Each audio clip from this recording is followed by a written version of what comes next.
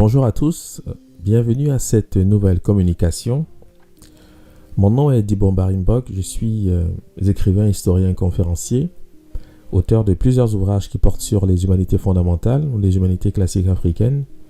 Nous avons récemment initié une revue qui a pour titre Kumaba, donc voici la première édition qui porte sur les origines égyptiennes des Mandingues. Et pour ceux qui souhaitent en savoir plus, bien sûr, orientez vos courriels à l'adresse lescahiers@gmail.com, ceci dans le but naturellement d'un abonnement. Donc lescahiers@gmail.com, j'ai souvent parlé de cette revue. Aujourd'hui, je souhaite aborder un sujet spécifique qui concerne évidemment le sujet que j'aborde dans cette revue et en fait qui porte sur évidemment les origines égyptiennes des Mandingues, mais avec en toile de fond, en fait, le questionnement des peuples qui ont vécu dans l'Égypte antique et notamment à travers les différents noms, c'est-à-dire les différentes provinces de l'État pharaonique. Je n'ai pas souhaité être long. Ce sujet, c'est une introduction suite à un post que j'ai publié dans les réseaux sociaux il y a quelques heures.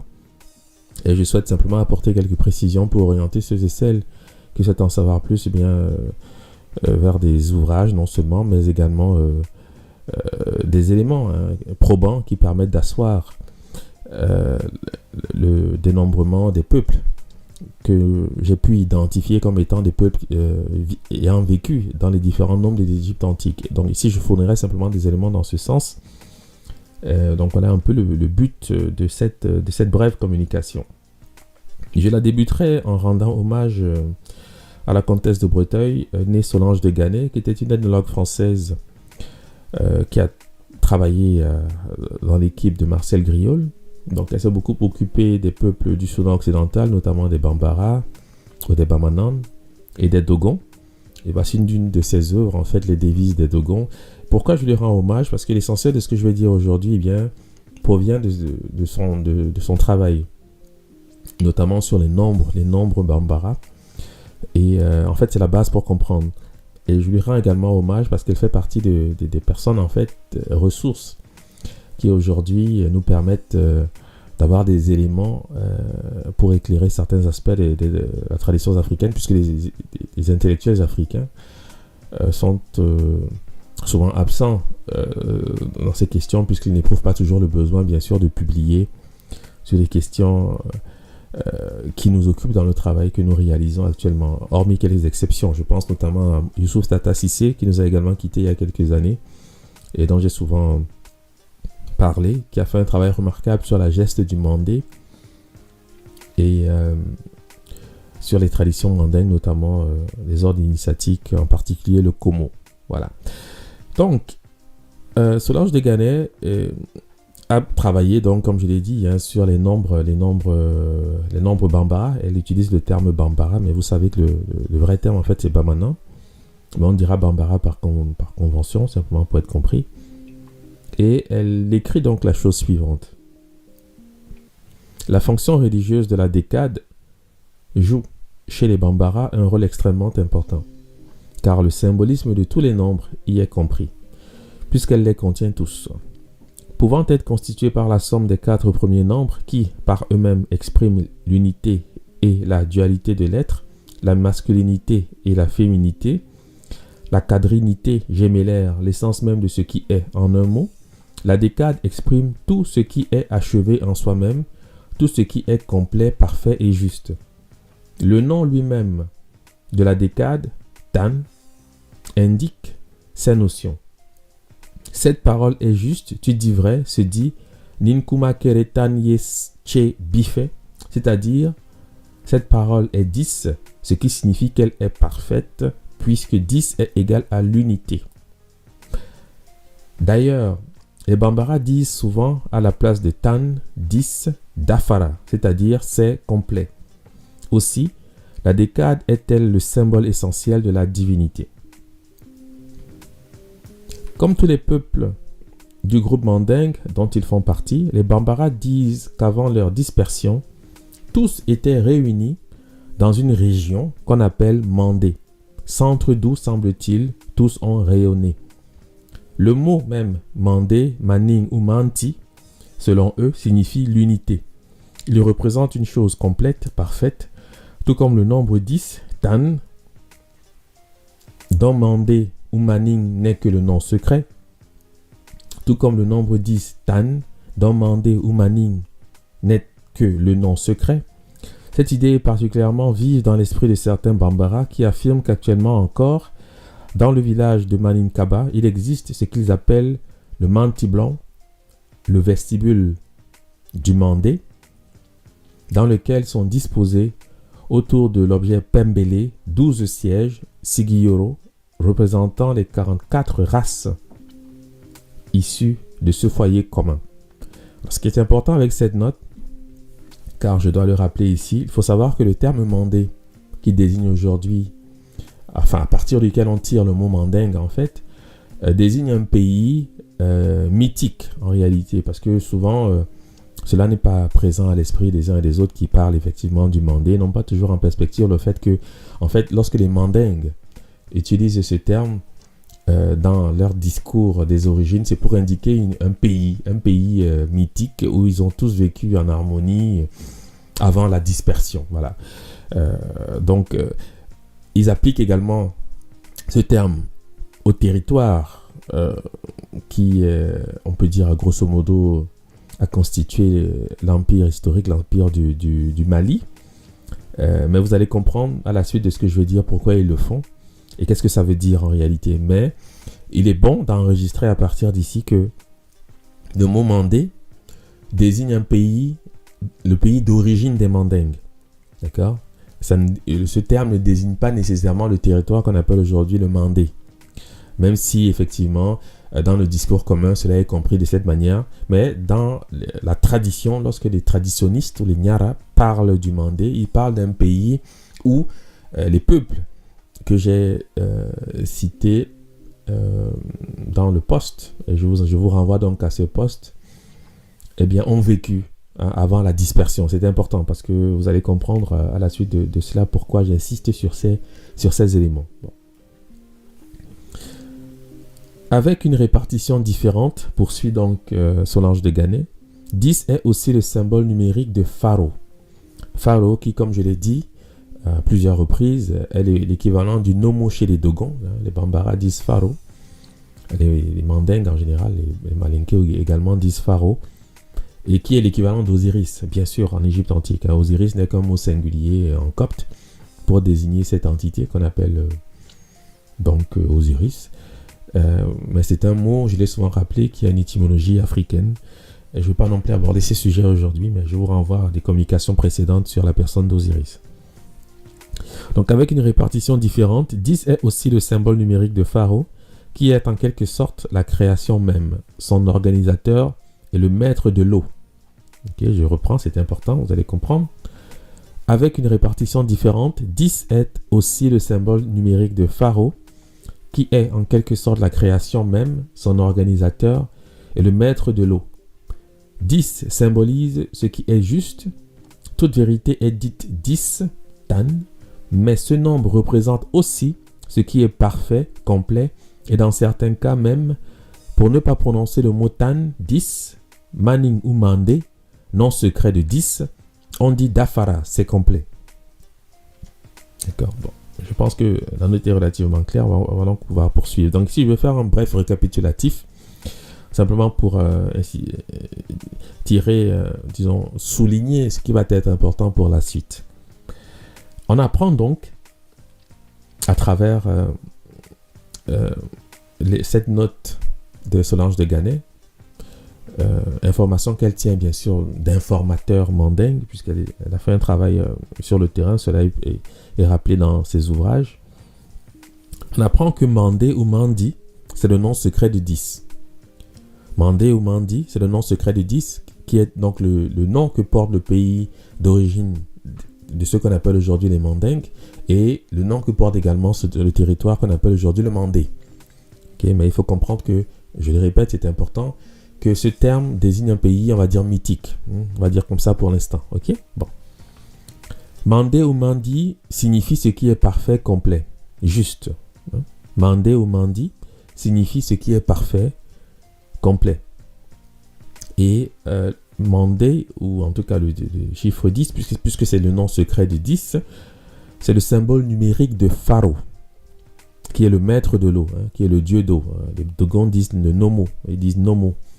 Et bien sûr, c'est le dieu Osiris, qui, comme on le sait, va mourir noyé pour des raisons liées essentiellement à l'ésotérisme égyptien. Bon, je ne vais pas y revenir ici, mais c'est des sujets qui parfois abordés. Hein.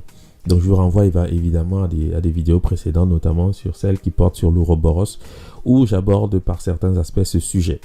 Donc je reprends. Mandé ou mandi, c'est le nom secret de 10. Mandé ou mandi signifie ce qui est parfait, complet. Et 10, c'est le symbole numérique de Pharaon, maître de l'eau. Bon. Maintenant, lorsqu'on va dans les hiéroglyphes, bien sûr, c'est important puisque vous allez comprendre le lien maintenant. Les scribes égyptiens avaient une manière de nommer le nombre 10. Manière que je présente ici, ce sont des hiéroglyphes. Je présente donc le hiéroglyphe qui permet de nommer le nombre 10 et sa variante. Simplement pour bien assurer de ce qui est représenté ici. D'accord? Déjà, vous avez la valeur phonétique qui est issue donc du signe V20. Le signe V20, c'est le signe en fait qui représente le nombre 10 dans le système numérique égyptien. Je présente sa variante qui est un carcan, une sorte disons d'entrave pour animaux, simplement pour indiquer d'où vient ce signe, d'accord? La signification de ces deux signes, c'est entrave, enclos, parc pour bétail. Hein. En contexte, le scribe utilise ces signes pour désigner l'entrave, l'enclos, le parc pour bétail. Et donc la translittération, c'est-à-dire l'attribution de valeurs phonétiques ou alphabétiques au signe, indique donc une racine MD ou MDW, donc li, med ou medou. Voilà, mais c'est plus généralement medou, d'accord? Mais c'est une convention, je le rappelle. Parce que le vrai mot existe en copte, car j'ai souvent indiqué qu'il faut parfois s'inquiéter. En fait, dans le cadre de la méthode Kuma, c'est systématique. Il faut s'inquiéter des vrais mots. Hein, parce que la convention, c'est bien, mais lorsque le mot existe, il faut pouvoir l'utiliser. Il faut pouvoir le solliciter pour mieux comprendre. Et c'est ce que nous faisons, bien sûr, dans le cadre du travail que nous conduisons déjà depuis quelques années. Donc, en copte saïdique, on dit met ou mit pour dire 10. Le féminin, c'est mété ou mité. En copte boraïque, si je cite simplement ces deux dialectes coptes, car cela suffit, c'est les principaux, en fait, dialectes coptes qu'on retrouve dans la littérature. Met, féminin, méti, ou méti, pour le chiffre 10. Et en fait, vous devez savoir que le mot qu'ils sont en train de prononcer ici correspond notamment au maninka, mandi, qui signifie garder. Pourquoi garder? Faites des entraves de l'enclos, parc pour bétail. J'espère que chacun aura la possibilité de faire ces liens, car c'est comme ça. Bien sûr que les hiéroglyphes fonctionnent, puisque l'objet dessiné porte un nom qui oriente vers la vocalisation du thème, en quelque sorte. Donc, ce que vous avez représenté ici, en réalité, c'est le thème qui permet d'atteindre le nom secret de 10 dans le mandé. Ici, je ne fais qu'introduire le sujet, car c'est beaucoup plus complexe, ok? Vous comprenez que je ne souhaite pas être long, et de toute manière, ce que je dis ici sera présent dans une œuvre à paraître qui porte précisément sur le dieu Osiris. Mais bon, voilà, je pense que les éléments que je présente ici sont suffisants pour au moins savoir de quoi je parle et pourquoi je dis avec certitude qu'on a pu en fait identifier les peuples qui vivaient dans les noms égyptiens. Je vais vous dire pourquoi. Donc, en maninka, on dit mandi pour dire garder. Alors sachez que mandi et meti, en fait c'est le même mot. Pourquoi? Parce que en copte, le N qui est entendu dans mandi, c'est un N qu'on appelle un N euphonique. C'est une nasale qui ne fait pas partie de la racine. Parce que des fois, on peut écrire mandi avec un A, avec une sorte de, bon, je dirais une vague pour que vous puissiez visualiser. Hein. Une vague sur le A. Donc, et à ce moment-là, le N n'est plus présent parce que le N ne fait pas partie de la racine. Dans les langues mandingues, ils utilisent beaucoup la nasale en fait pour la vocalisation et c'est un N qui est euphonique, c'est-à-dire qui facilite la prononciation tout simplement. Voilà pourquoi le copte n'enregistre jamais ce N, jamais, parce que le COP ne procède pas de la... Comment dire, n'utilise pas cette structure. Mais il faut savoir que le mot, en fait, c'est Mandi, hein, pour désigner le chiffre 10, qui revient ici en copte.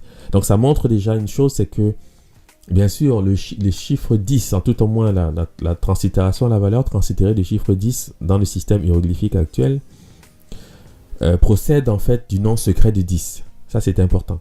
Et ce sont là des informations, en fait, que vous ne pourrez rencontrer qu'en fréquentant des traditions mandingues. Parce que les hiéroglyphes, ou en tout cas l'Égypte antique, a souvent été conçue comme une civilisation qui n'a pas de parole, dans le sens où chacun dit un peu tout et n'importe quoi. Il faut quand même se le dire. C'est une des raisons pour lesquelles, justement, lorsqu'on publie ou des ouvrages ou des notes qui portent sur certains aspects de cette civilisation, ceux qui se sont faits professionnels ou spécialistes d'Égypte antique et qui ont constitué autour d'une sorte de cours sur des sujets qu'ils pensent de maîtriser, ont souvent des attitudes curieuses, hein, je le dirais de cette façon, parce que naturellement, ce que nous disons vient souvent remettre en question ce qu'ils ont pu enseigner ou dire depuis des années. Voilà. Mais il faut savoir que nous sommes sûrs de notre fait. De toute manière, ceux qui suivent un peu mon travail depuis quelques années maintenant sont un peu habitués du fait. La critique est encore intéressante lorsqu'elle est constructive, mais souvent, c'est simplement de la mauvaise foi, et on sait le reconnaître. C'est la raison pour laquelle je n'insiste jamais quand je perçois qu'on manque d'honnêteté dans sa démarche. Il faut être honnête et savoir reconnaître quand on s'est trompé. Je n'ai aucune difficulté pour ma part à l'indiquer lorsque je me trompe, parce que le but réellement, c'est de dire la vérité lorsqu'on la rencontre. Et lorsque j'affirme un certain nombre de choses, je sais toujours l'appuyer avec des faits. Et c'est ce que je tente ici de faire, notamment suite au post que j'ai publié dans les réseaux sociaux, donc il y a quelques heures. Mais comme je dis, je suis parfaitement conscient que ce que je dis ici, c'est une introduction. Il ne faut pas s'attendre ici à tout comprendre, parce que le but n'est réellement pas d'engager une discussion sur la numérologie mandingue et égyptienne. Ce que je sais faire dans les ouvrages, mais ici vraiment ce n'est pas nécessaire d'aller dans le détail pour comprendre. Ce qu'il faut juste enregistrer comme information, c'est que le scribe égyptien produit donc un signe qui décrit une entrave et l'idée en cloparc pour bétail, pour rendre compte du chiffre 10, que ce chiffre correspond au maninka, c'est-à-dire au malinké, mandi qui signifie garder. Et c'est le mot pour 10, hein. Je pense que vous l'avez compris, c'est le nom secret de 10, dans les langues mandingues même, y compris le malinké bien sûr. Et ce mot paraît donc en copte sous la forme meti ou met, hein, pour dire 10, etc. Voilà, donc ça, je pense que chacun peut le comprendre, donc on va avancer. On se rend compte, dans un premier temps, que le nom secret de 10, au sein des langues mandingues, c'est le nom que porte l'eau, c'est-à-dire le liquide eau, au sein des langues de la zone bantou. D'accord? Parce que, par exemple, quand je dis en Pimbwe, qui est une langue de Tanzanie, Amandi, sachez que c'est le nom de l'eau. Le A, c'est une prothèse. En fait, le A ne fait pas partie du mot, hein. On le voit notamment avec des variantes comme Mezi, Mazi, Amanzi, Manji, Mazi, Amensi. Et vous devez savoir que ce mot-ci, qui désigne l'eau dans les langues mandingues, c'est ce mot qui paraît en copte sous la forme Amente, pour désigner le séjour des morts, l'Occident, ou Amenti, Occident-Ouest. D'accord? Et les égyptologues parlent donc de l'Amenti, qui passe pour être le domaine d'Osiris. Donc ça, c'est important quand même, il faut pouvoir le comprendre. C'est que vous devez savoir que quand on dit Mandé ou Mandi au sein des langues mandingues, parce que Mandi devient Mali, hein, ce n'est qu'une mutation phonétique, je ne l'ai peut-être pas dit, mais bon. Je réserve les démonstrations pour l'ouvrage que je vous invite à acquérir là, au moment de sa publication, ce qui ne saurait tarder, parce que je dois encore peaufiner certains aspects, mais il existe quand même déjà la revue. Pour ceux qui souhaitent en savoir plus, bien sûr, vous pouvez vous abonner à la revue, hein, ça permettra au moins d'introduire le sujet. Et en tous les cas, je sais qu'il y en a qui sont en train de le lire, qui l'ont reçu, et puis bon, ils comprendront mieux bien sûr de quoi je suis en train de parler. Donc, ce qui est important, voilà, c'est la raison pour laquelle on vous dit que le chiffre 10, c'est le thème numérique de Pharaon. Pharaon qui est le dieu d'eau. Hein, c'est Osiris Pharaon. Hein, d'accord? C'est important aussi d'enregistrer cette information.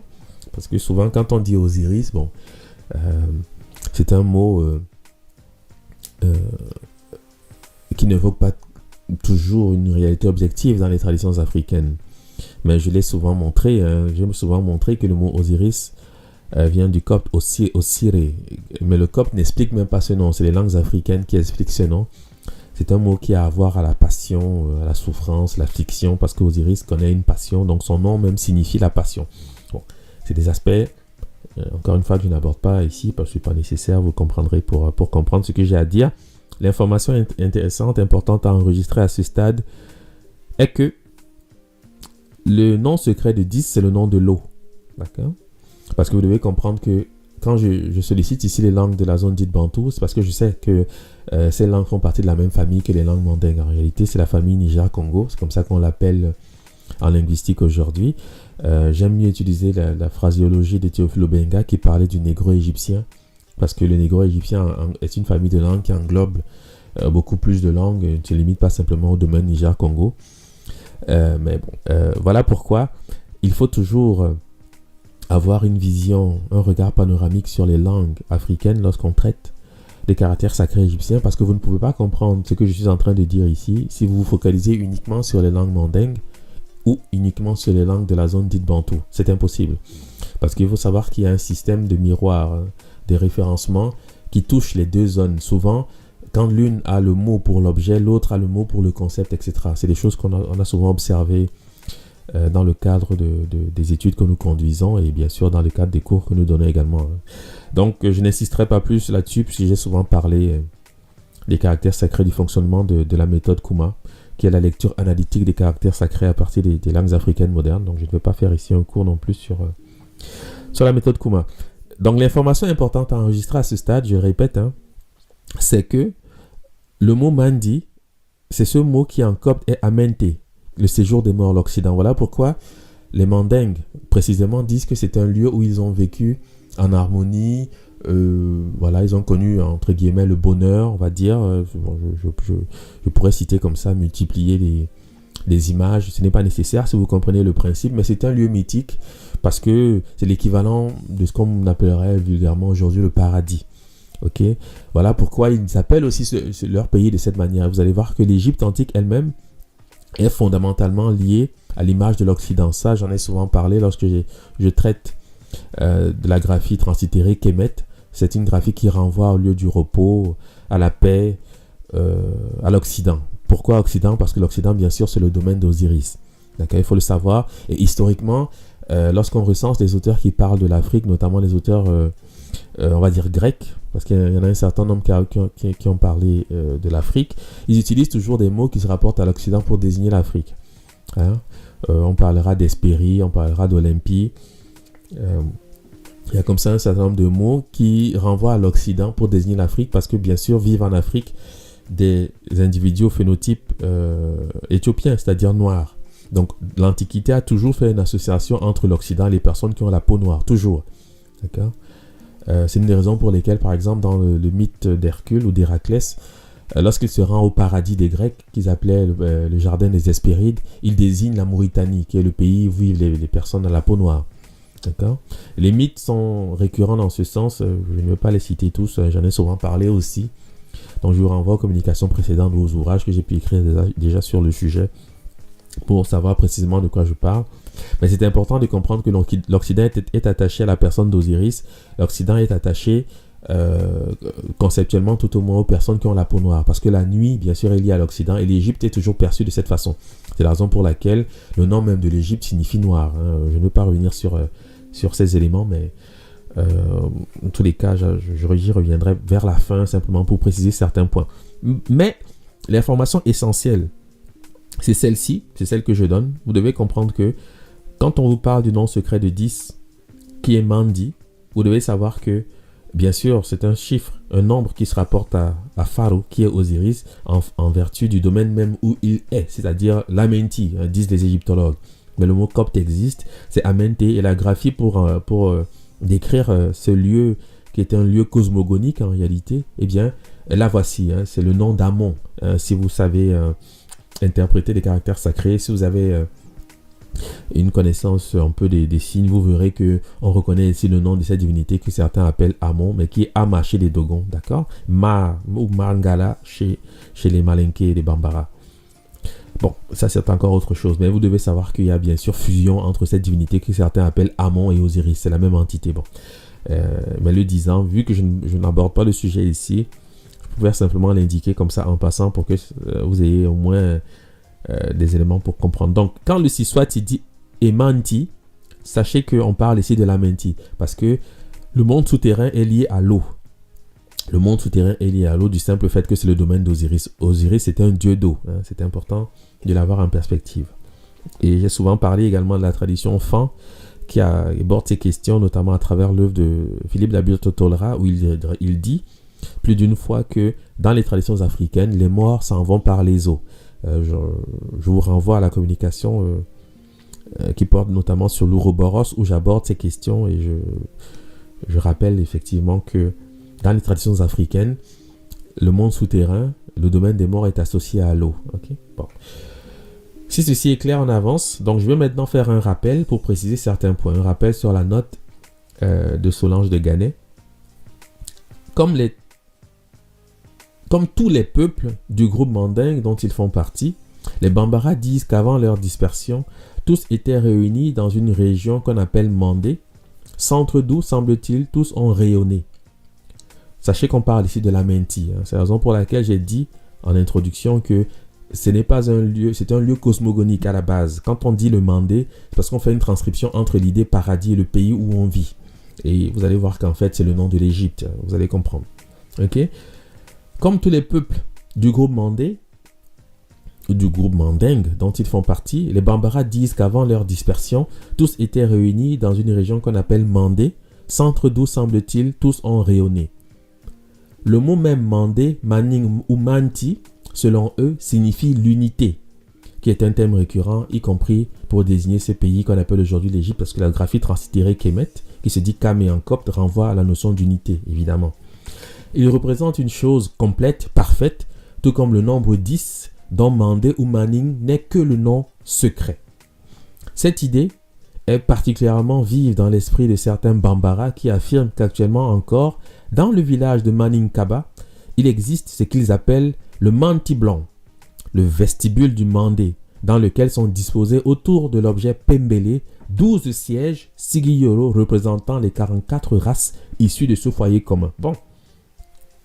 Ce que vous devez savoir, bon, je ne parlerai pas de l'objet Pembélé qui est un hôtel important.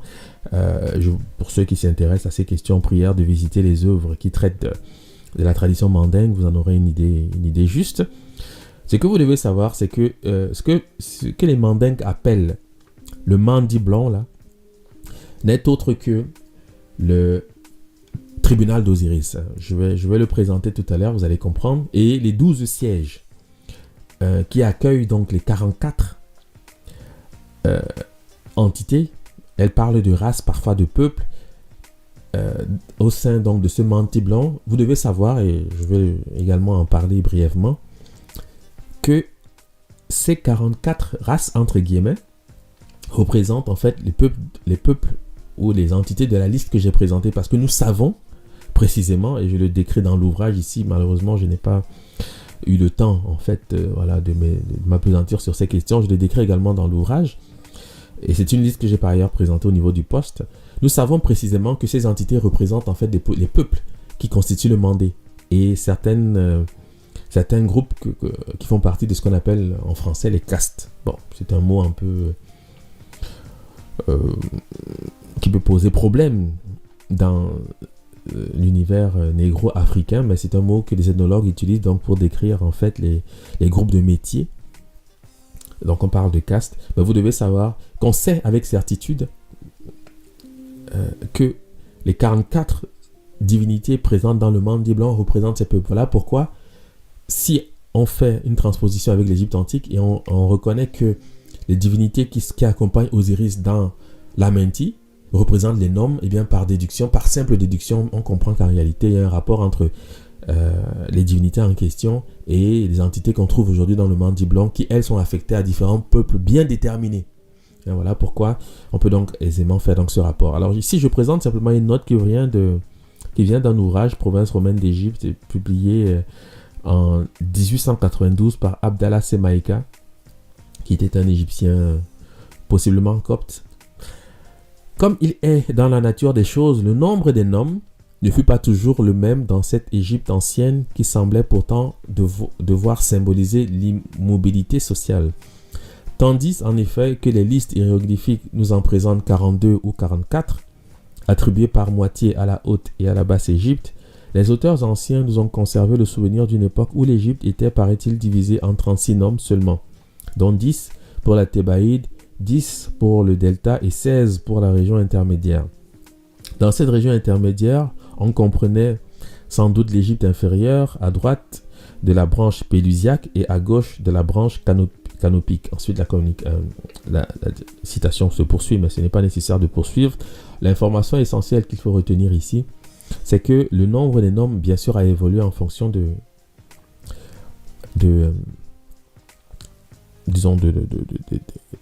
l'histoire de l'Égypte, de l'histoire du pays, de l'état pharaonique. Ok? Mais naturellement, les listes, plus souvent, rendent compte de 44 noms. Pour une raison liée essentiellement à la numérologie égyptienne et mandingue, que je n'aborde pas non plus ici parce que le chiffre 44 est important pour plusieurs raisons. Il est lié à un ensemble de choses qui touchent la cosmologie, qui touchent l'ésotérisme, un ensemble de choses qui n'est pas nécessaire vraiment d'aborder ici pour comprendre. Mais vous devez savoir que le chiffre, en fait, c'est 44. Hein, ça peut varier, etc. Bon, mais c'est 44 pour des raisons effectives liées à la symbolique du chiffre 44 dans le mandé. Parce que ce chiffre est lié au monde visible et au monde invisible. Voilà, d'où l'idée de Haute et Basse Égypte qui avait donc conceptuellement les mêmes référents. Bon. Mais encore une fois, je ne fais qu'introduire le sujet. Et cela est détaillé, voilà, quand on écrit, cela est beaucoup plus aisé, parce que sinon on passerait des heures ici à tenter de clarifier des choses qui ne sont pas toujours évidentes, comme ça, à comprendre a priori. Voilà. Donc, voici donc ce que le lieu que les Mandingues appellent le Mandi blanc, que d'autres appellent donc la Menti, le monde souterrain. Mandi, là, c'est ça, c'est la Menti, vous devez le savoir. Blanc est traduit en français par vestibule. Mais vous devez savoir que ce sont des termes qu'on emploie, y compris même en égyptologie, hein, pour désigner le domaine d'Osiris. On parle parfois du vestibule d'Osiris. D'accord? C'est exactement de cela qu'il s'agit. C'est le tribunal d'Osiris. Vous avez ici représenté donc 42 divinités qui assistent donc au jugement du défunt. Vous devez savoir que, je l'ai dit avec insistance, ces 42 divinités représentent les noms. D'accord?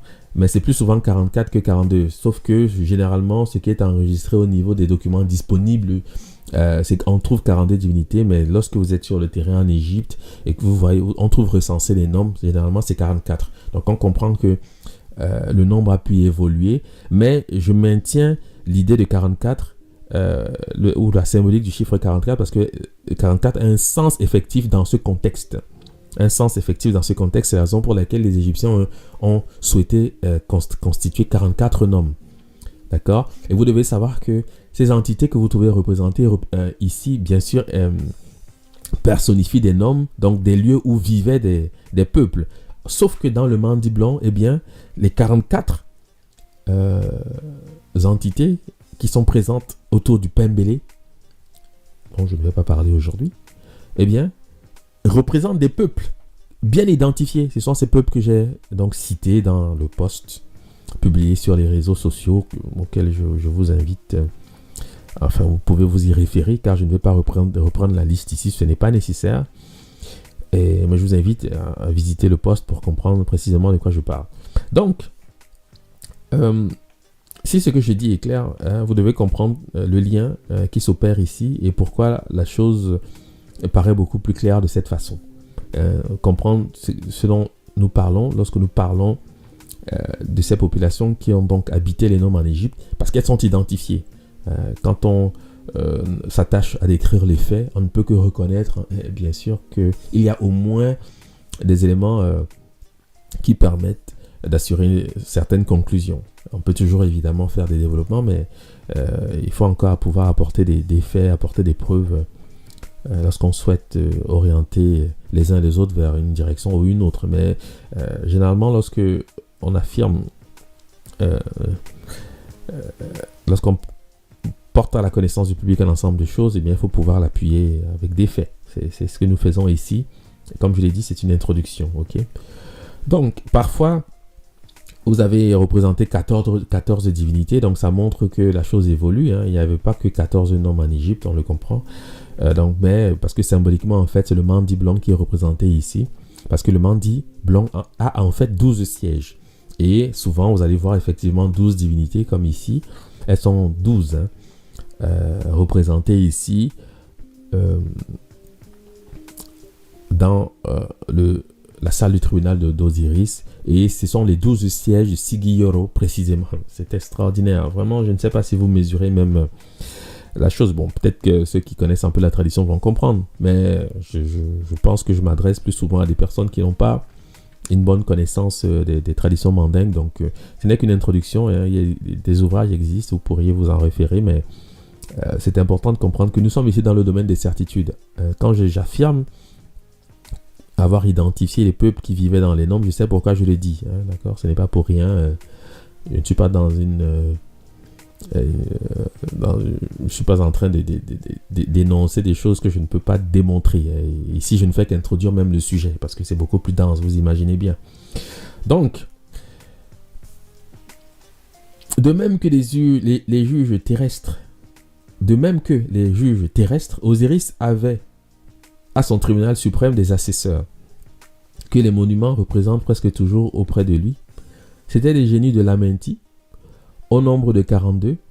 On mettra 44. Hein. Je sais que je n'explique pas tout à fait pourquoi j'insiste sur le chiffre 44, parce que c'est la numérologie un peu ésotérique. Ce serait complexe. Je sais que c'est complexe à comprendre a priori, parce que on serait obligé d'aborder les questions liées à l'écliptique, un ensemble de choses. Bon, et encore faut-il expliquer ce que c'est que l'écliptique. Bon, ça nous mènerait loin. C'est la raison pour laquelle je n'insiste pas davantage, mais je vous dis que c'est 44, parce que ce chiffre a une symbolique qui explique le tribunal d'Osiris, ça c'est clair. C'était des génies de l'Amenti au nombre de 42.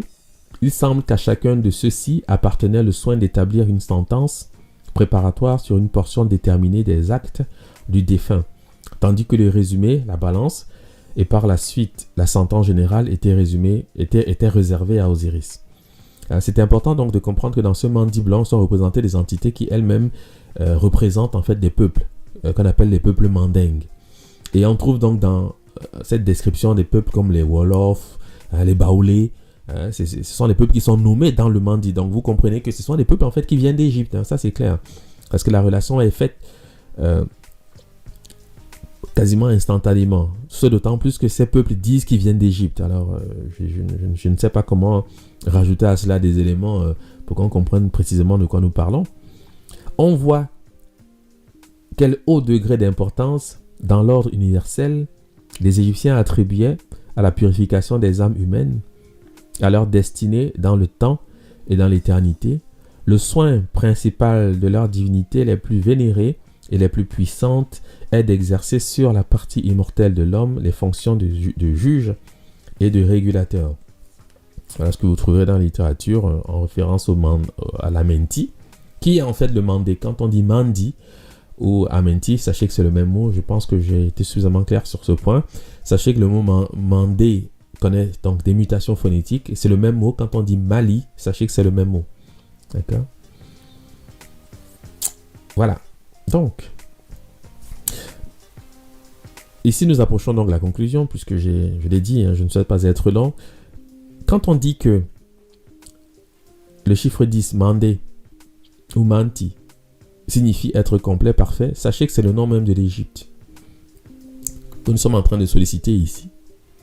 Parce que ici, à gauche, vous avez le nom authentique de l'Égypte qui est translittéré Kemet, mais le nom en copte c'est Kémé. Et à droite, vous avez le thème pour être complet, totalisé, qui sollicite le chiffre 100, qui est une unité. Je sais que ce sont des détails que je n'ai pas abordés parce que je ne souhaite pas, je l'ai dit, parler de la numérologie africaine ici. Mais vous devez savoir que 1 10, 100 000, 10 000, c'est toujours l'unité dans les langues africaines. Ce sont des nombres en fait qui sont perçus comme l'unité parce qu'on revient toujours c'est une sorte de recommencement. Après 10, on retombe à 1. Ou en tout cas, après 9, on retombe à 1. Parce que 9, c'est le maximum. Donc, 10, c'est toujours l'unité. 100, c'est la même chose. Donc, quand on dit en Bamalan, Kémé, pour dire 100, sachez que c'est le nom de l'Égypte. Ça veut dire la totalité, ça veut dire l'unité. En Soso, quand on dit Kémé, c'est la même chose. En Shona, quand on dit Gumi, pour dire 10, c'est la même chose. En Oromo, Kuma, pour dire 1000, c'est la même chose. En Shewa, Kumi, c'est 10. Langi, Ikimi, c'est 10. Makumi, Kumi, c'est 100. En Ladi, Kumi, c'est 10. Nkama, c'est 100. Enfant, au Gabon, Nkama, c'est la centaine. En Kikongo, on dit Nkama pour dire tout, complet et 100. D'accord? Et c'est le nom de l'Égypte. Hein. Voilà pourquoi, dans le discours, on vous dit que Mandé signifie la totalité, ce qui est complet, ce qui est juste. On parle ici de l'unité parce qu'on a en référence, et bien sûr, évidemment, la conceptualisation du nom même de l'Égypte antique. Parce que vous devez savoir que dans le discours régulier des anciens Égyptiens, ils devaient appeler leur pays de cette manière, puisque c'est le nom qu'on donne en copte au monde souterrain, au séjour des morts. Et les Égyptiens avaient parfaitement conscience que leur pays, eh bien, c'était le domaine d'Osiris, qui est le domaine souterrain, donc d'idées de paradis, un ensemble de choses qui viennent avec cette charge symbolique, évidemment, que nous n'abordons pas ici, mais qui est aisément atteignable si on fait l'effort vraiment de comprendre ce que je ne dis pas, parce que voilà, je ne peux pas tout avoir présent comme ça à l'esprit. En tous les cas, je manque de temps souvent aussi pour aller dans de tels détails. Donc, je vais vous laisser maintenant sur un exercice pour assurer votre conviction. Parce que si vous voulez vous faire une certitude sur ce que j'avance, tenez ces éléments et tentez de comprendre ce que le scribe écrit lorsqu'il produit une scène graphique que certains lisent donc Tameri. Ok? Sachez qu'en Bambara, on dit Mandi pour dire aimer, préférer, favori. On dit Mandia pour dire aimer, estimer, chérir. Et que le conventionnel Meri, qui est un mot qui paraît en copte d'une certaine façon, c'est un exercice que je vous invite à faire, eh bien, signifie aimer. C'est la raison pour laquelle quand on traduit donc Tameri, on dit le pays aimé, le pays chéri, etc. Alors je vous laisse aller à cet exercice. Et si vous conduisez cet exercice d'après la méthode Kuma, eh bien vous allez comprendre pourquoi on peut dire avec certitude que le nom de l'Égypte, l'un des noms de l'Égypte, bien sûr, c'était le Mandé. C'était Mandé, ou Mandi, ou Mali, bien sûr. D'accord? Je pense que je le dis sans le démontrer, parce que je veux m'arrêter ici. Mais c'est un exercice que chacun peut réaliser, parce que ça fait quand même un certain nombre de temps maintenant que nous parlons de la méthode Kuma. Je pense que vous avez acquis au moins les principes. Et si vous vous appliquez à décrire donc ces principes, vous allez comprendre pourquoi le chéri, là, quand on dit Meri, chéri, c'est Mandi, évidemment, même phonétiquement, ça se comprend, puisque j'ai expliqué que le N, c'est un N euphonique, c'est une nasale, donc, il ne fait pas partie de la racine. Dans tous les cas, vous avez tous les éléments dans cette communication pour comprendre, et je vous laisse donc à cet exercice en espérant avoir des retours pour ceux qui souhaitent bien sûr poursuivre, ou en tout cas pour les sceptiques, parce que j'en ai vu quelques-uns qui se laissaient aller à des commentaires sans comprendre même de quoi on parle, et vous verrez qu'ils seront subitement muets, parce que les faits que je démontre ici, ce n'est qu'une introduction, et ce n'est rien encore, mais souvent les gens ils savent pas ils savent pas de quoi on parle, mais puisque chacun a un peu la parole libre et facile, eh bien on se prête comme ça à des déclarations qu'on ne peut pas assumer ensuite, voilà. Donc, pour ceux qui souhaitent en savoir plus, sachez que nous consacrons quand même cette première édition de la revue Kumaba aux origines égyptiennes des Mandingues. Nous abordons plusieurs sujets. J'ai eu le plaisir d'avoir quelques retours déjà. Et je remercie d'ailleurs ceux qui se sont abonnés à cette revue, car j'ai souvent dit que c'est parce que vous vous intéressez au travail que nous faisons que nous pouvons le réaliser, évidemment. Pour ceux qui souhaitent s'abonner à cette revue, prière donc d'adresser vos courriels à l'adresse lescahiers@gmail.com, lescahiers@gmail.com. Voilà. Donc nous arrivons au terme de cette communication. Je vous remercie de votre attention et je vous souhaite donc de passer une excellente semaine. Merci et à très bientôt.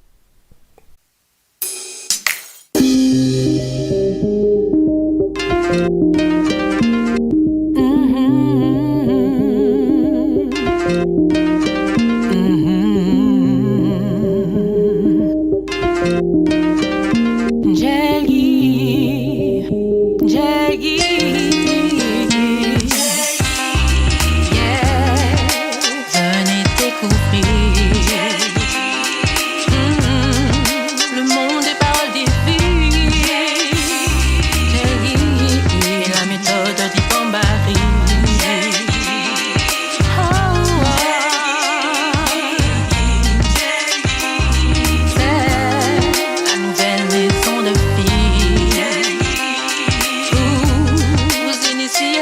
philosophie.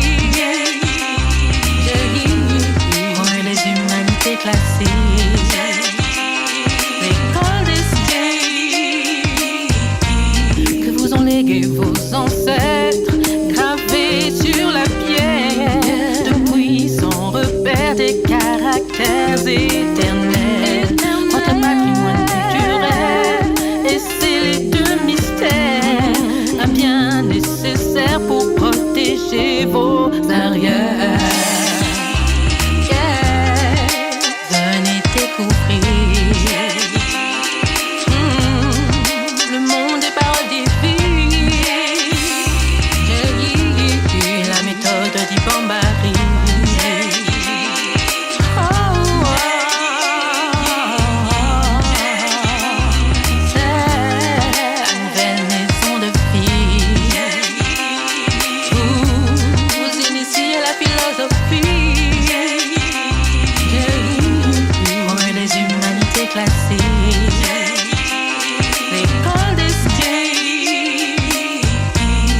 Entrez dans la renaissance avec pleine conscience que la connaissance est une arme tranchante.